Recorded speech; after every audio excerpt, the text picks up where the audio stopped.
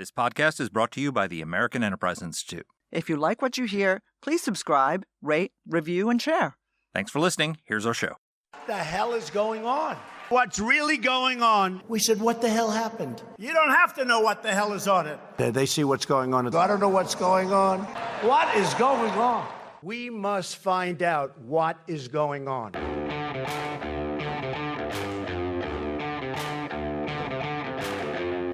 Hi, I'm Danielle Pletka. And I'm Mark Thiessen. Welcome to our podcast, What the Hell is Going On? In this case, what the hell is going on with Canada? Mark? What the hell is going on with Canada is there are two things going on. One, Donald Trump wants to make Canada the 51st state, but before he makes them the 51st state, he wants to impose massive tariffs on them and has started a tariff war with Canada. And presumably, we don't quite know what he wants in exchange for lifting the tariffs, but presumably he's making the case that, if Canada was the 51st state, they wouldn't have to pay any tariffs. So I don't know what the hell is going on, to be honest with you, Danny, but I can tell you this. I am very happy with about 80, even close to 90% of what's happening in Washington since Donald Trump came into office. But I do not want Canada as the 51st state. I dissent.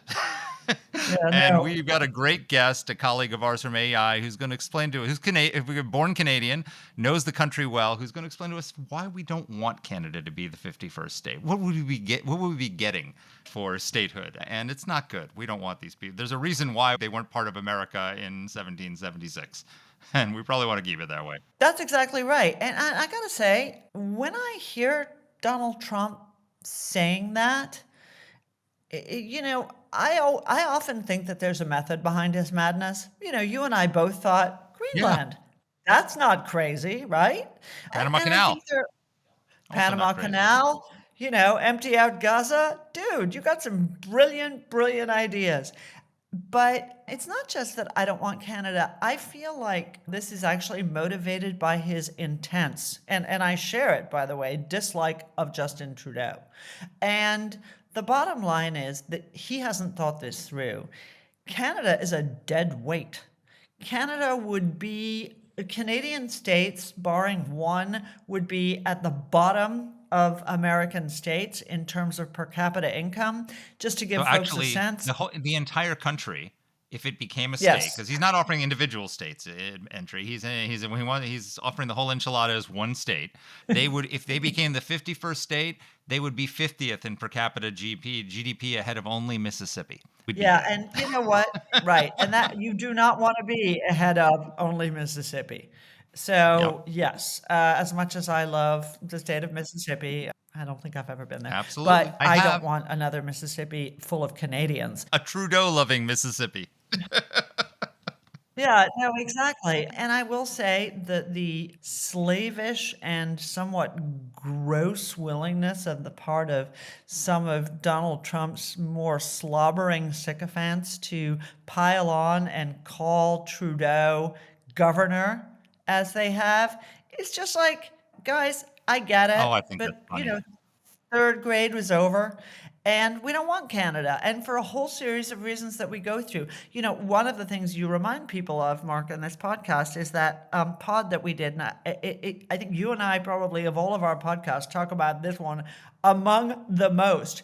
The MAID program in Canada, the very benignly named Government Will Come and Kill You program. Medical assistance in dying. So if people remember what this was, one of the examples that we gave was actually this woman who was a veteran who was wheelchair bound, and she was asking whatever the Canadian Department of Veterans Affairs was to put in a wheelchair ramp for her.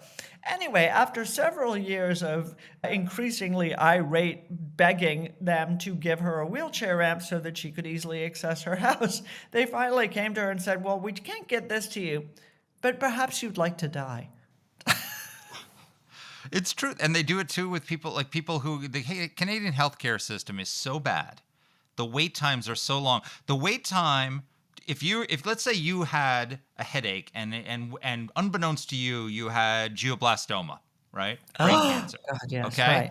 And the wait time to get a doctor's appointment, and then from the doctor's appointment to get a MRI to scan your brain, and from an MRI to get surgery to treat the glioblastoma is something like 24 months Yeah. It's a death combined. sentence. It's a death sentence. And so Right. imagine if you don't have glioblastoma, but you just have like chronic pain from some condition that you have, and you can't get the Canadian healthcare system to put you on pain management. And what they do is they say, well, we can't speed up that, but there's this medical assistance in dying. And what they're doing literally, and like Mark, if you remember, they deliver it in 48 hours. It's the Oh only yes, thing that they're they very deliver fast. efficient in killing you, but you have to wait for 24 months to get treatment to save your life. I mean, this is just one example, and it's probably the most egregious example of the fact that Canada is a deeply sick society. It's not just that they have bad policies. It is a deeply sick society. Canada was during COVID the single most locked up country on the face of the earth, except for Australia. I know you say Yeah. that. I would bet you if you put them side by side that they would be pretty damn similar. And I will tell you, I know this because my kids play hockey and we travel to Canada, and we have lots of friends who travel from Canada to come here. And literally, we had a friend whose daughter remember was this playing story. in Detroit. She lived across the river and Windsor, and her team was in Detroit, and so she would cross the bridge to go. And you're allowed to do that. Just every time you came back, you had to have a 14-day quarantine. And so basically, she was in permanent quarantine if she kept doing this. And finally, Child Service, it was legal to do this. They were following the law. She called the authorities and said, is this okay? And they said, well, it's not intended for you to do this, but there's nothing against it. Child Services came and threatened to take their child away from them. And they would literally station police cars down the road from their house. So when her father went to work, they would pull him over and search his trunk, which in the U.S. would be an unconstitutional search and seizure, to see if he was sneaking his daughter out of the house. This is, the police state that Canada has become. So they're the most locked down country in the world when it comes to that. And the other thing that is, fascinating to me is that this has engendered this new Canadian nationalism in response to Trump. Right? We're hearing that, and Colin will explain to us how this is kind of backfiring politically in Canada because the Canadian people are rallying around Trudeau's Liberal Party when they were about to throw them out of office, and they're more angry with Trump than they are with Trudeau right now. But, I'm glad that Canada has finally rediscovered patriotism and that nationalism has finally reached the shores of Canada. You know what the number one responsibility of a nation state is? National defense. Canada is why there. I know, because the punchline. Canada, of the NATO allies, Trump got most of the NATO allies to start spending more on their defense, and now there are only 9 NATO allies that don't meet the 2% GDP, which he wants to raise to 5, by the way, and he's right. 2% minimum threshold of 2% of GDP on defense. Canada spends 1.3% of GDP on defense and after signing up to this pledge, has no plan in place to raise its defense spending from 1.3 to 2. Why is that? It's because they hide behind the skirts of the United States military. We are subsidizing Canada's national defense. Now, if they were a state, that would be fine. That's what we do. And their taxes would be going to contribute to our national defense. But if they're going to be a state, dude, you got to spend the money. And maybe that's fine on our southern border. Maybe that's fine that we carry the weight in NORAD. But they have a northern frontier with Russia in the Arctic, that they are the number one country responsible for the Arctic in NATO. And they're not even investing in icebreakers because their whole welfare state is dragging down their entire economy, and they have no money, and they're not going to cut it in order to buy icebreakers in the Arctic. So, dude, I'm so glad you booed our national anthem at the hockey game. I'm so glad that you're proud of being Canadian and all the rest of it. Maybe if you want to be a state, act like a country instead of a vassal, because I don't buy your fake pride in Canada when you don't even meet your NATO commitments. There was a good rant. And with that Thank you. rant, that was very, very eloquent. Let's bring Thank our you. guest in, who doesn't rant and is actually Canadian. And although he shares our views, obviously, on a lot of this, Colin He's Dueck. American, but he was born in Canada and He was spent time born in Canada, but he's an American. He is. He is a non-resident senior fellow at the American Enterprise Institute and a professor at the Schar School of Policy and Government at George Mason University. He's also a senior non-resident fellow at the Foreign Policy Research Institute, and he served as a foreign policy advisor on several Republican presidential campaigns. He's the author of 4 really great books on American foreign policy and national security, and the AEI report. What a great title. True North. Canadian Politics, the Tory Alternative, and the United States. Here's our interview.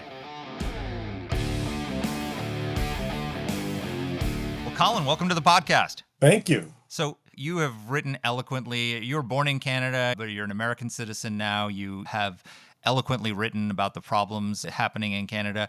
You left Canada for America. Why do we not want Canada to be the 51st state?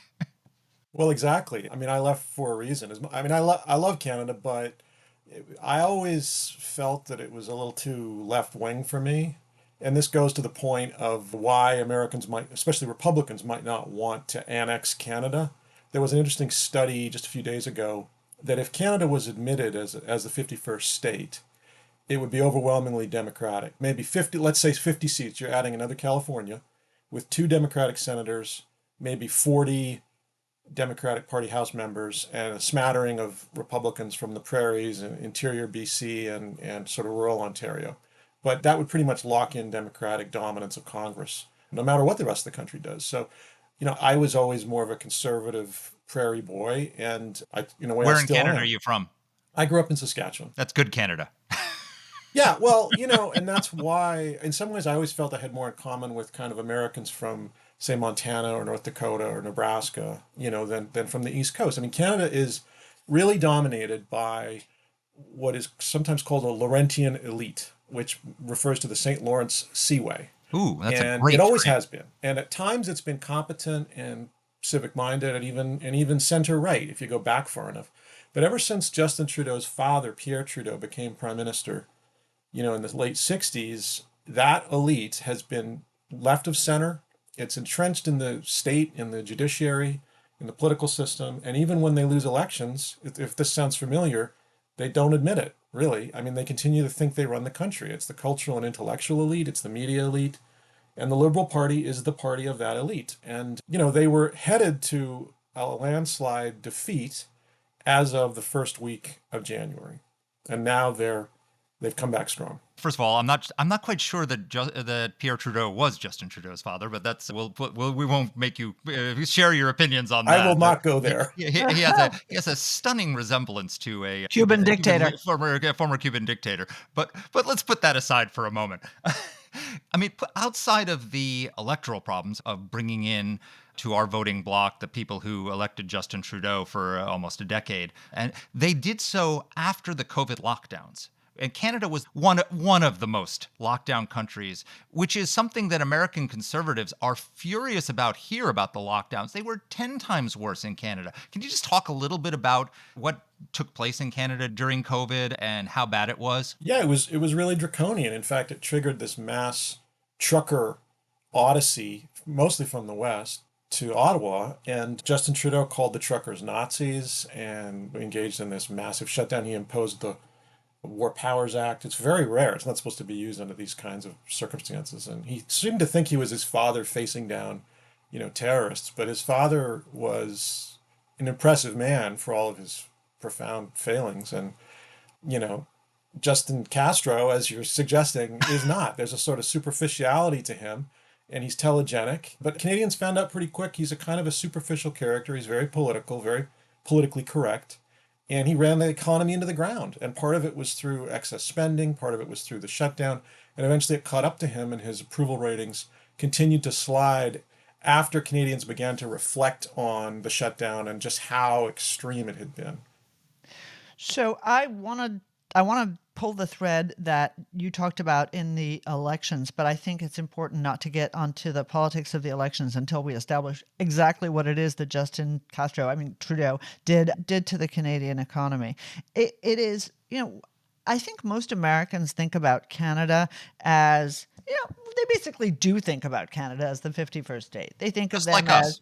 people just like us, maybe it's a little colder. Maybe there are people who pretend they speak French. Maybe they eat different stuff, but that they're basically Canadians. They like hockey. They play baseball. They're They people eat their just like French us. fries. They eat their freedom fries with gravy and cheese curds. Oh, that's disgusting. Okay, we Oh, did it's so not. No, good. it's tasty. It's It's delicious, so Dan. good, Danny. Okay, you're You're dead to me, wrong. Colin Dueck, and Mark, you were already dead to me. Um, Coming back to the substance, the Canadian economy is a fiasco. I know very little about this, so you are my number one source, Colin. Was it always that way, or were the countries roughly similar at a certain moment? And how did this happen? Well, yeah, I mean, they have been more similar at times. I mean, there have been competent economic managers, especially when the Tories were in power. But also, I mean, yeah, I have to say, a liberal finance minister like Paul Martin in the 90s was not that bad. But what Trudeau did was just embrace the most left-wing conventionalities on spending, taxes, regulation, and used the shutdown as an excuse, just like in so many parts of the Western world.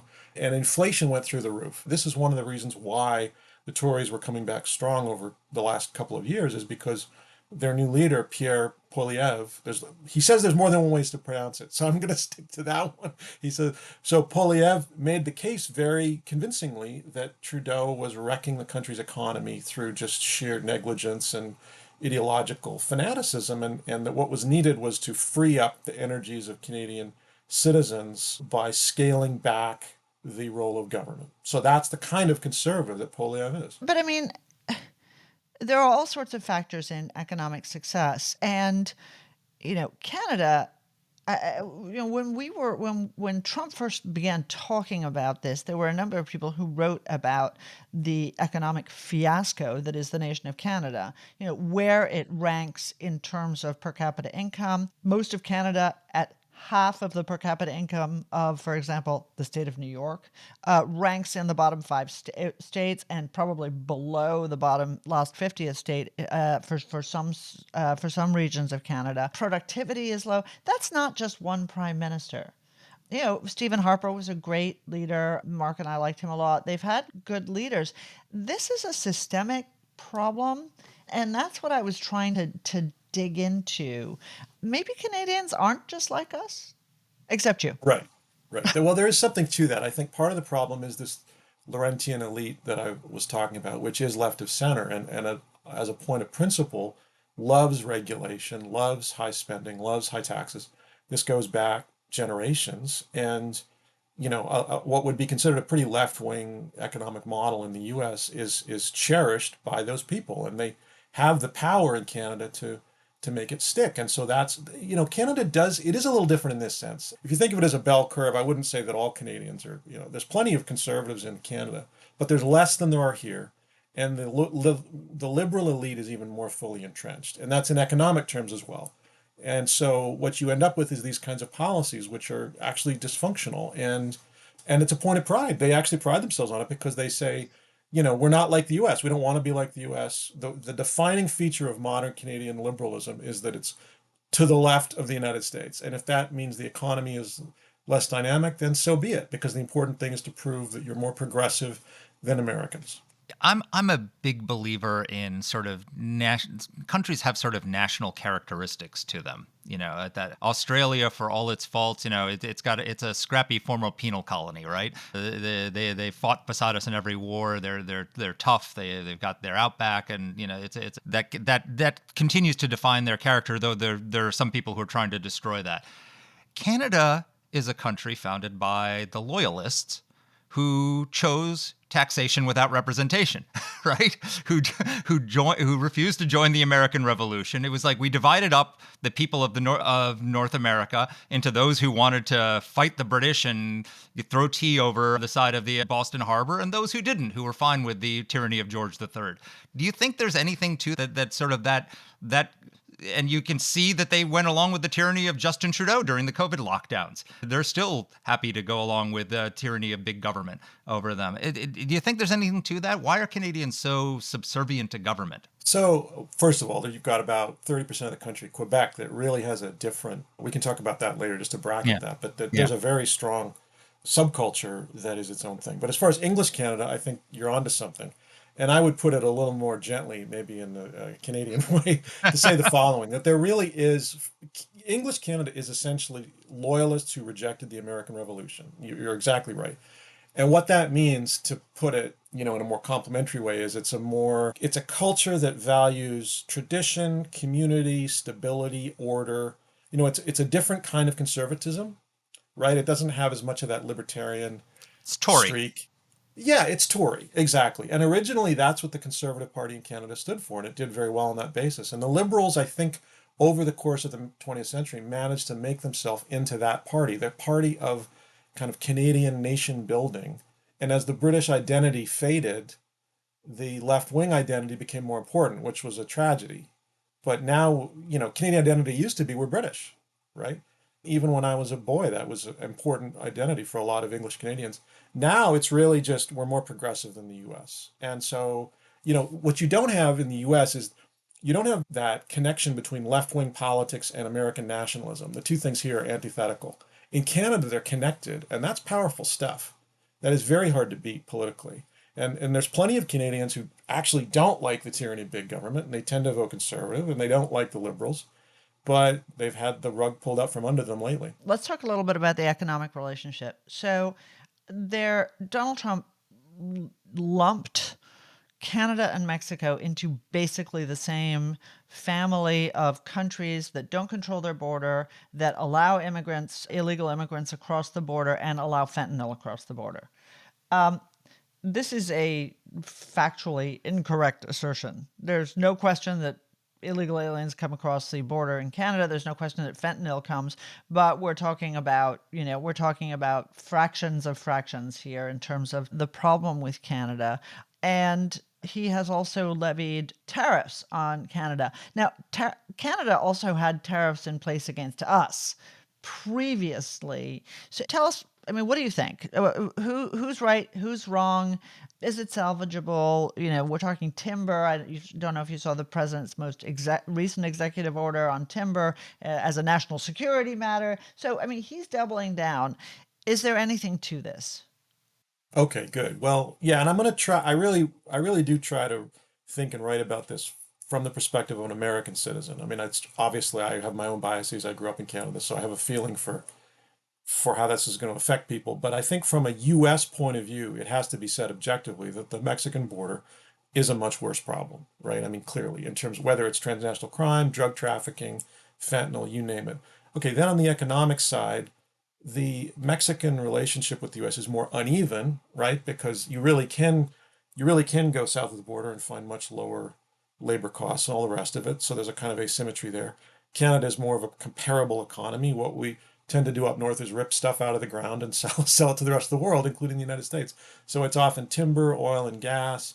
And then of course auto manufacturing has actually flourished. So the two, Ontario and the American Midwest, are intimately connected through auto parts and that industry. So look, I think there's some validity in the sense that the Canadian dairy industry, for example, is heavily regulated and subsidized. Trump has a point. It's often the case that however he phrases it, there is a kernel of truth to that. Overall, I guess I tend to think that NAFTA wasn't so bad, and that the renegotiated version of it under Trump 1.0 wasn't so bad, and that I don't know why it requires dismantling. The strongest case I think you can make actually against Canadian practices is on the defense side, not the economic side at all. I don't know if you want to talk more about that, but I think the economic case is not terribly strong. It's certainly going to hurt Canada, and I don't know how it helps the US other than with a few kind of low-hanging fruit that are mostly already addressed. I want to get to the defense stuff, but I wanted to tick through a couple other areas about why we don't want Canada as the 51st state first. And it relates to the border, one of them, which is immigration, right? So the polls show that the Americans support Donald Trump's policy of mass deportation. 85% want to get rid of all the criminal. This is a New York Times poll. 85% want to get rid of all the migrants with criminal records. Something like 66% want to get rid of everybody who came in the last 4 years under Biden. There's been a revulsion to this open borders policy where we let millions of people in, and the burden it's created on communities and all the rest of it. Canada has the same problem, except it's legal immigration. they've completely opened their borders to almost anyone and everyone who wants to come into the country. Can you talk a little bit about Canada's immigration problems and its immigration policy? Because that seems to be something in America, if you want to sort of get control of our border, Canada's had the same problems, they just chosen it.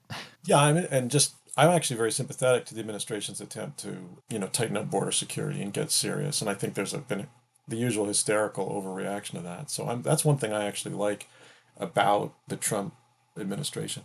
So just on the Canadian side, this has only become very controversial quite recently. There was a long period of time where Canada seemed to be immune from the controversy that was spreading through Europe and the United States about immigration, right? Legal or illegal. And a part of it is Canadian geography obviously makes illegal immigration hard. I mean, what are you going to do? You're going to escape from the United States or cross the Pacific? It's tough physically to do. The other thing is Canadian immigration in some ways was actually stricter even under the Liberals, which is it emphasized a point system that prioritized skills and wealth rather than family reunification. So that made it less controversial. If you had actually tried to introduce in the US Congress a set of rules that were the ones used by Trudeau's Liberals, it would have been probably dismissed as racist and right wing, which is an interesting thought. In spite of that, the high level of legal immigration,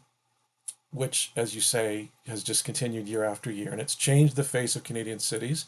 And most Canadians don't really have a problem with that ethnically. You have an Asian Canadian minority that's very large now, 20%. In a lot of suburban Vancouver and Toronto, it's the dominant ethnicity. And it's not really a racial issue, but it is an economic issue. And Polyev has pointed to this as a problem, which is it's driven up the cost of housing, for example, to where it's almost unaffordable for a lot of young couples.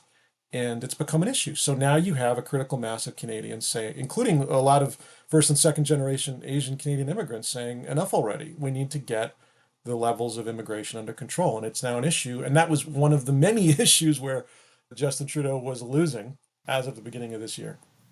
So I've probably visited Canada every year for the past 25 years because my kids play hockey. And so we would go up for tournaments. We would go up in the summertime and get an apartment, and they would train in Toronto and other places. And, here in the United States, one of the things that we're confronting is the fact that we've allowed a lot of people into this country who hate America. Yeah, the pro-Hamas protests on college campuses, people marching through the U.S. We've seen this in Britain as well, where you have anti-Semitic protests going on. One of the things that I was absolutely shocked when we got an apartment in Mississauga, and for a couple of weeks, and I got on the elevator, and there were people in burqas.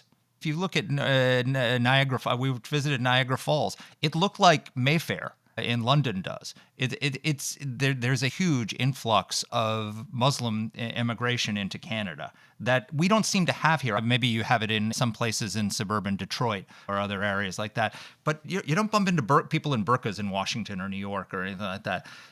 Is this a problem in Canada? Have you seen the same kind of pro-Hamas sentiment and protests that are happening here in the United States? So in Canada, the biggest sources of immigration over the last generation have been China, Hong Kong, India, Pakistan to some extent, and the Philippines, right? So it's Asian immigration. And as you can tell from South Asia especially, you're going to end up with a significant number of Muslims. So I don't think there's the feeling in Canada that the average Muslim immigrant supports terrorism. I mean, I haven't seen it framed that way. And admittedly, there's I don't think that's true here either. But, yeah, exactly. Yeah. It just does. It's true that Canada has to this day, there's a kind of discourse around immigration where the way that, for example, Donald Trump talks about it wouldn't be acceptable. So that's true. So even somebody like Pierre Poilievre, I mean, when he talks about it, he mostly frames it as an economic issue, housing costs and so on. But there is also a kind of implicit element of, have we had enough immigration for now? Can we have a pause, right? So I'm sure there's people who have demographic concerns as well as economic ones. But there are interesting cases. The one really standout case, actually, you've had ethno-religious minorities from India who've come over and tried to set up shop and then hammer India, which caused a huge stink with Modi's India, and Trudeau managed to single-handedly wreck Canadian relations with India, and then had to learn to his frustration that most countries in the world now value connection to India more than they value the connection to Canada. And what this really came from was the fact that you actually did have violent separatist movements based in Canada. And then the Indians said enough, and we're going to target them for assassination. So this really happened, and Canada did not handle it nearly as well as the United States did. So I want to get back to this politics question. You had a great piece on our blog about, about Canada and the Trump administration, but also about the election. You alluded to this earlier in our conversation, where you said if you had asked anybody in December of last year what's going to happen in the upcoming Canadian election, right? We know that Justin Trudeau is not going to stand, thank God. But December last year, you would have said slam dunk, right? Absolutely going to be the Conservatives, conservative majority. The Liberals are going to get their butts kicked. That's not the case anymore. What happened? Well, in 2 words, Donald Trump. Donald Trump happened. And you can look if you want to at the polls. It's stunning. So the first couple of weeks after Trudeau agreed to step down, there was no change. We were still headed to a Tory landslide for all the reasons we've talked about. It looked as though the Tories were even going to clean up in suburban Toronto, suburban Vancouver, really, really breaking out from their kind of traditional Western small town base. Okay, so that's where things were headed. After Trump was inaugurated and he started, talking about 51st state, annexation, that really shocked people. I mean, it grabbed their attention. It might have been a joke, it might not have been a joke. I know that in late night comedy in the US, Canada is often a punchline, but Margaret Atwood once called it the longest one-way mirror, the US-Canada border, the longest one-way mirror in the world.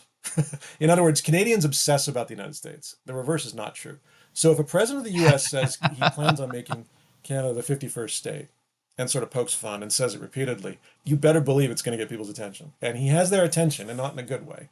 It has actually triggered a massive upsurge of just good old-fashioned patriotic feeling, and it's reminded people across the board, left, right, center, what they don't like about Trump. He's very unpopular in Canada. And the Liberals have been able to rally on the basis of, they managed to change the subject. And in a way, Trump changed the subject for them. The subject used to be, don't the Liberals suck? And the answer was yes, they suck. Now the subject is, are we going to stand up to the big bad bully Donald Trump or not? And the answer is, yeah, we're going to stand up to him. And I'm absolutely gobsmacked at how badly this has gone. And I can't quite figure out what Donald Trump's motivation is here, because I think that the costs are going to be far higher than the benefits in terms of this confrontation with Canada, confrontation with Canada. Both totalitarian states. Well, I'd much, Mark, when we look at China's just a little bit ahead of us. Canada.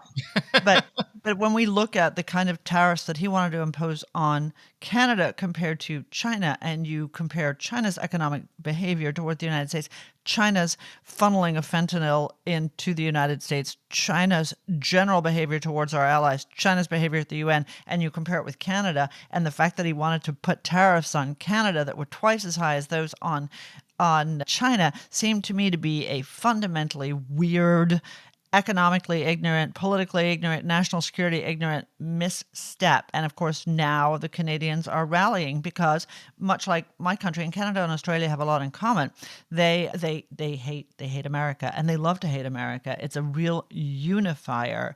And you can say it's based on jealousy or anything else, and it probably is, but still. Just talk a little bit about Poilievre. What is the nature of the Canadian Conservative Party? If we look at Europe, we see that so-called conservative parties are basically just the Democratic Party of old in America, right? They're center-left. What's Poilievre? What's the Canadian Conservative Party like? And what do you predict in terms of how this ends up coming out? Okay, good. So, well, the Canadian Conservative Party is a center-right party with what would be recognizably conservative views for Americans on a lot of issues, including taxes, spending. Poilievre calls himself a small government conservative, not a big government conservative. So he wants to roll back government compared to Trudeau, which obviously is desirable. And then on a lot of cultural and social issues, although probably not to the same extent as the Republican Party, it is sort of center-right. So, it is a meaningfully conservative party. It's not a sort of Angela Merkel version of conservatism, right? But it also doesn't go as far as, the AFD. And what's happened in Canada is the Conservative Party has never really been divided in the way that European center-right and right-of-center forces have been divided bitterly over issues like globalization, free trade, immigration, foreign policy. It is a party that's for free trade because the base of the party, as I said, is Western producers who export. So there's no disagreement between the elite of the party, Conservative Party, and the voters on this. It's a party that has a strong dose of populism, which has a rich heritage in Western Canada going back a century. And sometimes that populism expresses itself in left-wing ways, but more often in recent years, it's right of center. But the Tories, under leaders like Stephen Harper and Poilievre, have done a good job of bridging any potential disagreements within the party, and it's never split in the way that, you've never had this phenomenon of the base of the party rising up against the leadership, because the leadership have stayed in touch with the base, and the issue profile is a little bit different. On issues like immigration, economics, they're all kind of on the same page, and the irony here is it's the most pro-American party of all the parties that might be part of a Canadian government. The NDP is the most hostile to the U.S. The Liberals kind of pride themselves on quietly, we're more progressive than the United States. The Tories are the ones, since at least Brian Mulroney in the 80s, who've been the friendliest to the U.S. on security as well as economic issues.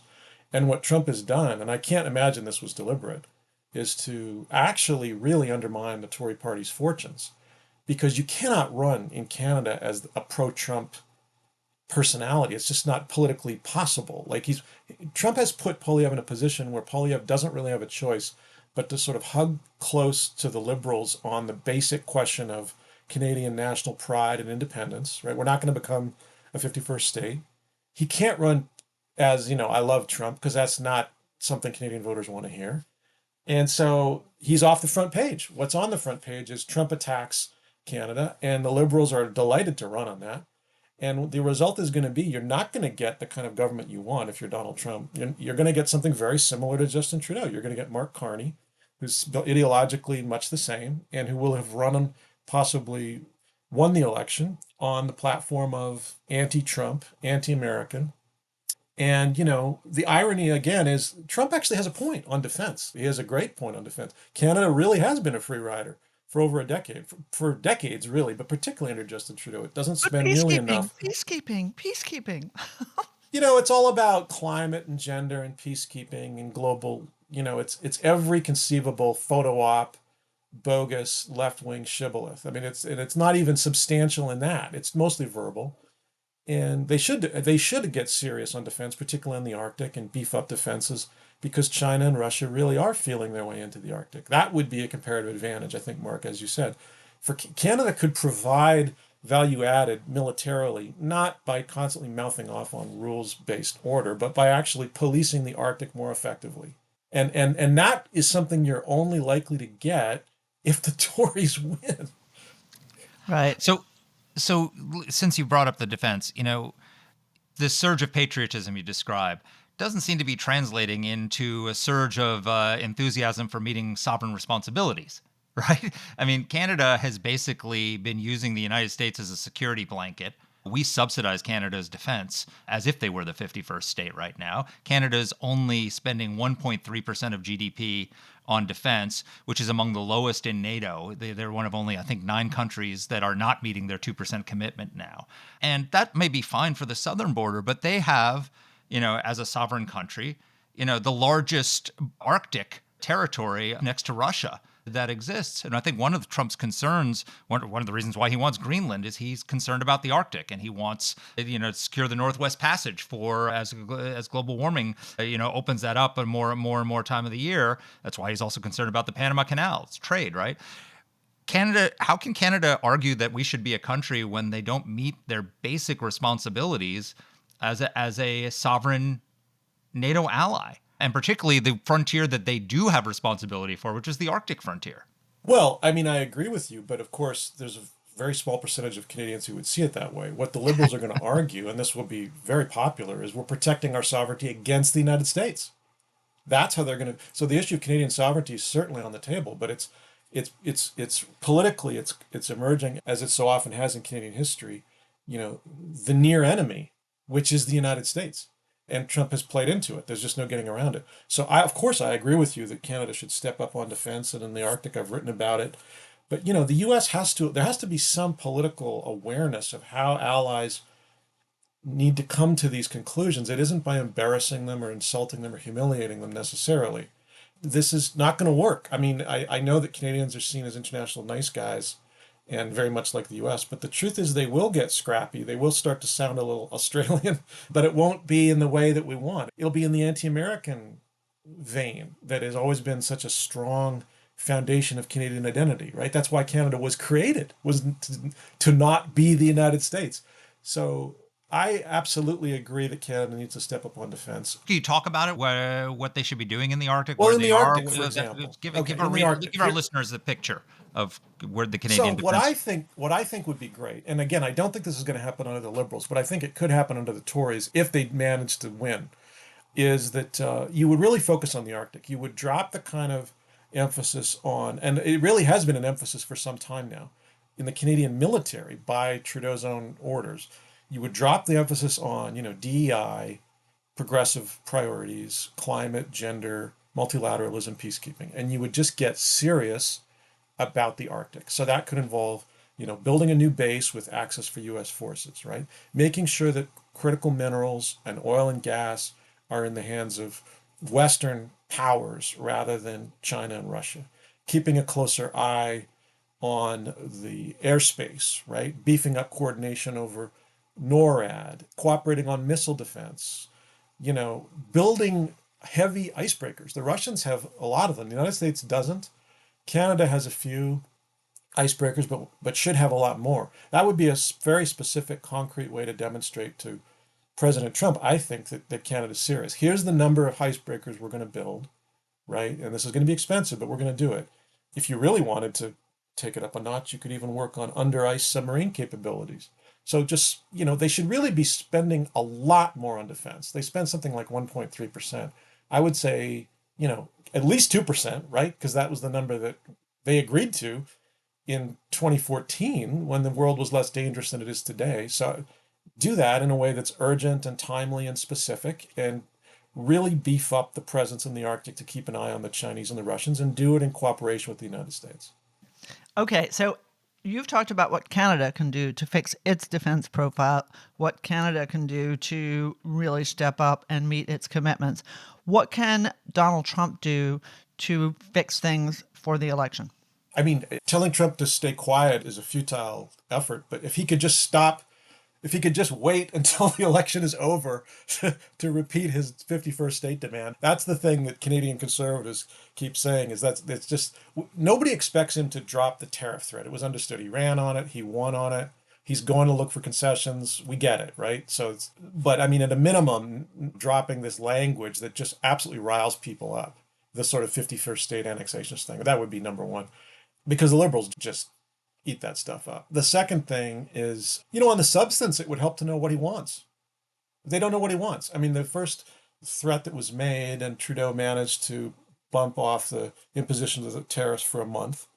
There was some low-hanging fruit, which was good. I mean, they addressed some border security issues. There's a fentanyl czar now in Canada that's been appointed. But as far as what's next, what you often hear from Canadian officials is they literally just don't know what Trump wants. Even if they wanted to meet all his demands, they don't know what those demands are. There's a series of threats over baseline tariffs, and then additionally, steel and aluminum, automobiles, timber. And I think they've gotten the feeling that it's sort of pointless to concede anymore because there's nothing they can do. In other words, that he's just determined to impose this no matter what. So now they don't see any point in conceding.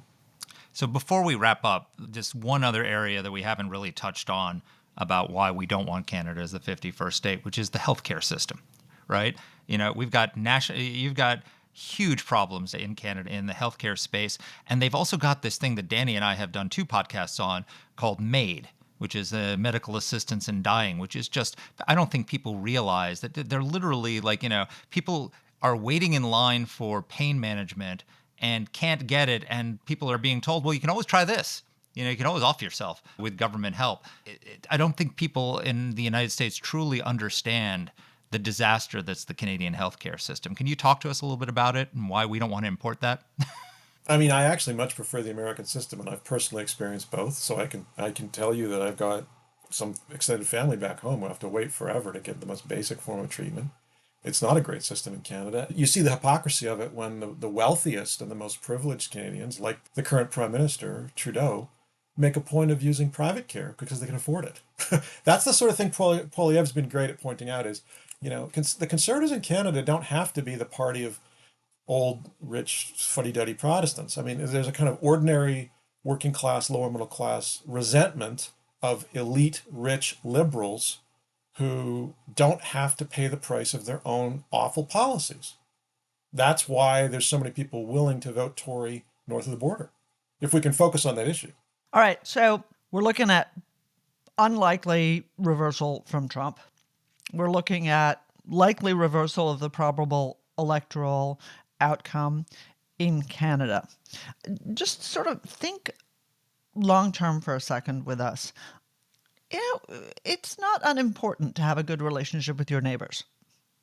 It's not stupid, right? And, that goes both from the perspective of Ottawa and of Mexico City, but it also goes for the perspective of Washington, D.C.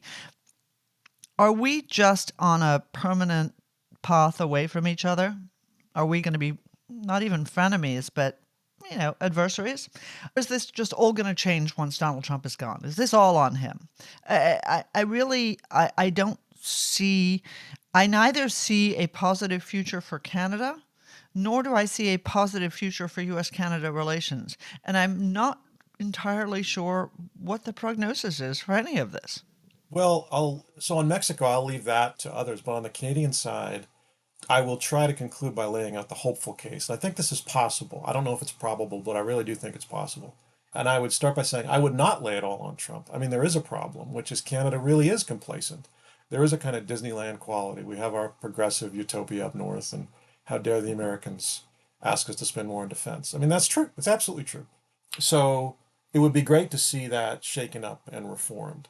So if this turns out to be a kind of shock therapy or chemotherapy or whatever you want to call it, where there's some pain for a short period of time and a lot of mutual resentment, including hockey fights and the rest of it, but then we transition over the long term to something that makes more sense, that would be great. And I do think it's possible that you can envision actually a stronger US-Canada relationship on all fronts, particularly whereby Canada steps up and protects the Arctic, which seems to be such a priority for the Trump administration, and I think rightly so. But that can't happen with the left in power in Canada. There's only a chance of it if you have a Canadian Tory government, which is why it has to be carefully handled on this side as well. Well, Colin, that's amazing. And I would just note in closing that this thing has gotten so bad that Canadians have turned on Wayne Gretzky. if that isn't a sign of that's unheard of. Yes, I mean he's literally the national hero, and he's too pro-Trump. Right. Just a miasma of self-destruction going on, and a miasma of anyway. I don't want Canada to be the 51st state. I might take Alberta. Maybe Saskatchewan. There you go. But this is one area where I disagree with Donald Trump. He is wrong on this. We don't want Canada to be the 51st state. We want the Canadians to actually step up and meet their responsibilities as a sovereign country. And you've laid out exactly how they need to do that. So thank you. Thanks. Thank you, Colin. All right, Danny, what do you think? So we didn't talk about the tariffs in the intro very much, although we did talk about them with Colin. I'm sorry, I know Donald Trump loves tariffs. I did a development dinner for AEI this week, and obviously a lot of people who are very attuned to policy, a lot of people in business, and they kept asking me the same question. What is it that Donald Trump doesn't understand about tariffs? And I tried to explain, and you and I had this conversation in the context of Ukraine as well. When you are not a Washington person, when you are somebody who, rightly or wrongly, considers himself one of the greatest deal makers, what is the thing that you value most? Leverage. What gives you insta leverage? Just add water. And of course, the answer is tariffs do. They're very easy. They can be imposed from the White House. They have a very, very sort of easy, straightforward way of being enacted. They can be imposed immediately. The problem is, in his thus far very short second term, Donald Trump has threatened to impose tariffs, imposed tariffs, lifted tariffs. And the same thing, by the way, just happened with Canada and Mexico for the second time in the second Trump term, which is that he said he was going to impose tariffs. He imposed them by executive order. And again, he has lifted them. And I got to say, at a certain point, first of all, I think the economic argument is claptrap, and I think the Wall Street Journal had a very good editorial explaining that. But more importantly, you start to look like the boy who cried wolf. You're the boy who cried tariff. And Yeah. and I think Donald Trump has a really shrewd and almost feral sense of the public zeitgeist. But in this case, I think he's gotten a hold of the wrong end of the stick. I think he has not terribly good economic advisors in the White House who are enablers rather than advisors. And I got to say, I watched the dollar. The dollar declined by 5% in one day because of this rubbish. Yeah. Well, the Canadian dollar is doing really, really even worse, which is awesome for me because if I go to Canada, I'm going to get extra 50 It's cents. all about Mark. Forget about 50% the on wisdom of everything I buy. tariffs. It's a discount, which will be made up immediately by the VAT and HST that they put on everything. But we'll get beyond that, which is also, by the way, the national sales tax is, the Trump administration would argue, is in fact a tariff because everything that you sell in America gets slapped with that tax on. But that's neither here nor there. I'm down with about 2/3 of what Donald Trump is doing on tariffs. Okay, so I am down with using tariffs as a tool to a foreign policy to get them to do. Like if you want to threaten Mexico with tariffs and say if you don't put 10,000 National Guardsmen on our southern border and stop those illegal immigrants from coming to us and start policing your southern border, we're going to slap you with 25% tariffs and crush your economy. I'm completely down with that. I think they're a great tool of foreign policy. And oh, by the way, the other option is that we start using drone strikes against your cartels like we do with ISIS because we've just declared them a foreign terrorist organization. Sign me up for that foreign policy. I love that. I'm also down with reciprocal tariffs. So when Trump was first announcing the reciprocal tariffs, Kevin Hassett, our old AEI colleague, who's the head of Trump's National Economic Council, he pointed out that the United States pays every year $370 billion in tariffs to other countries. And you know how much we take in? 50. Now, I'm sorry, but that's actually not okay. So what that means is other countries are tariffing us more than we're tariffing them. And so if you want to say to a country, okay, you're imposing a tariff on us, we're posing an equal and opposite tariff on you, and we can either have tariffs together and wash them out, or we can just lift them all. And I think a lot of countries will, again, it's leverage. A lot of countries will respond to that by lifting their tariffs or removing their tariffs so that we don't tariff them. Again, tool of leverage. The whole 25% tariff for the sake of a tariff on Canada is, I just don't get that in the same way. And I don't think we're quite sure what Trump wants in exchange for. Maybe he's got a strategy behind it. I don't think the Canadians apparently he know. wants Trudeau to win again because that's Yeah. really been the problem. And I think Colin explained that very well. And I do think that, it's important not to have tunnel vision. And I think he has tunnel vision about this. And, the last possible outcome that Donald Trump should want is to reelect the Liberal Party of Canada, which is You want a so free market conservative government that was ahead 25 points in the polls in January to come in and actually do the stuff you want them to do. But what's also fascinating, though, in this whole conversation, Danny, which we didn't get into with Colin, is that, so in the U.S. we have, completely free interstate commerce, right? Yeah. Virginia and New York can trade with each other and there's no restrictions. There's no economic, that's not true in Canada. They have tariffs on each other, right? So if you're in Ontario and you want to sell something to Quebec, you have to pay a tariff to the province of Quebec. And by the way, when they had those lockdowns, in the US, you could get in your car and drive from New York to California. You couldn't drive across the border, not just across the US border with Canada, but the border from Canada to Quebec was shut down. They were not even allowing their people to travel around. So this is just a deeply troubled country. And we didn't get in our discussion into the immigration problems, but if you talk at immigration, healthcare, national defense, socialism, taxation, we don't want this headache in America. I don't want to bring in the people who voted for Justin Trudeau for 9 years Exactly. And if I can say a last word on this topic for my friends in Australia who are listening to us, We you, don't want you as a state Australia, either. I'd take them first. But yes, you, Australia, do not want to turn into Canada, and they are well on their way. Well, the So, one thing they do have is a military. The Australian military is fairly formidable. And we are building nuclear subs with them. So that's at least we got that going for us, which is nice. which is nice, as the Dalai Lama would say. And on that erudite note, thank you, folks, for Oh, being I with want us. before you go, I got a Dalai Wait. Lama joke. Oh my God, give it to me. I just saw it on a video of a Australian journalist interviewing the Dalai Lama, and he asked him, can I tell you a Dalai Lama joke?" And the Dalai Lama says, "Sure." And he's like, the Dalai Lama walks into a pizza place, and the Dalai Lama says, "Pizza place?" And the guy in Tibetan explains to him what a pizza place is. He's like, "Okay." And he's like, "Can you make me one with everything?" The Dalai Lama just absolutely loses it. It's so funny. I don't think he gets the whole eternal consciousness Hey, thing, but he folks. got that one. Hey, folks. Just in case you wondered He what won it with was, everything. just in case you wondered what it was going to be like to be in the home with Mark, this is what it's going to be like. Well, it won't Make be in me Canada, one I with promise you everything. that. In Canada, you'd be dead. Hey, There you go. everybody, take care. Be one with everything. In fact, it was a great big Tibetan holiday just recently, which our dear friends of You ours wouldn't, you? celebrated. I do know that. We love Tibet, and in fact, the Trump has cut money off for them that they shouldn't have. So, lots to talk about. But anyway, let's end on Canada. Do Goodbye. they have 350-year-old people in Tibet taking American tax dollars? I don't think so. That was proven to be false, Mark Thiessen. Bye. Take care. Bye.